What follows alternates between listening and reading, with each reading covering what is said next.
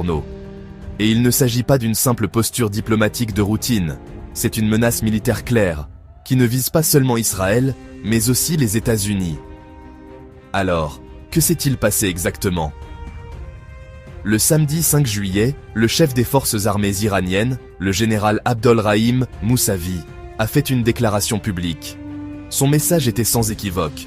Si Israël lance une nouvelle attaque sur le sol iranien, la réponse de l'Iran sera, selon ses propres termes, écrasante.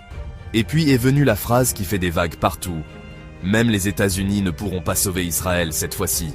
Ce n'est pas seulement de la rhétorique, c'est une ligne rouge. Pourquoi maintenant? Revenons un peu en arrière. Depuis la mi-juin, les choses ont rapidement dégénéré. Israël a mené une opération massive ciblant plus d'une centaine de sites militaires et nucléaires en profondeur en Iran.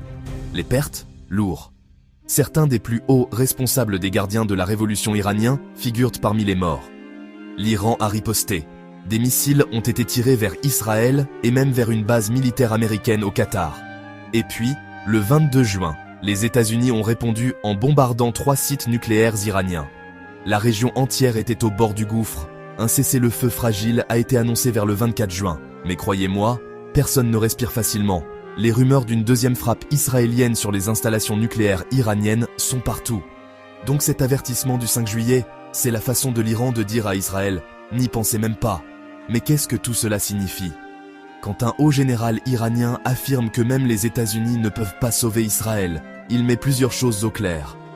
Premièrement, l'Iran est prêt à riposter, et fort. Deuxièmement, Téhéran croit que Washington ne peut plus empêcher l'Iran de répondre militairement. Troisièmement, c'est un message au monde entier. Si Israël attaque à nouveau, une guerre régionale pourrait éclater. Et cette fois, il n'y a plus de ligne rouge. Des rapports indiquent même que les forces de missiles balistiques iraniennes sont déjà en alerte. À qui s'adresse réellement cet avertissement? Pas seulement à Israël, pas seulement aux États-Unis. C'est un signal à l'ensemble de la communauté internationale. Si Israël frappe, l'Iran n'hésitera pas à déclencher une large réponse régionale. Voici donc la conclusion. Le 5 juillet 2025, l'Iran trace une nouvelle ligne, plus audacieuse. Toute nouvelle attaque israélienne rencontrera une réponse écrasante, et même l'intervention américaine ne pourra pas l'arrêter. Le cessez-le-feu ne tient qu'à un fil, et chaque jour ressemble à un compte à rebours. Le monde observe, et l'ombre d'un nouveau conflit mondial plane sur le Moyen-Orient.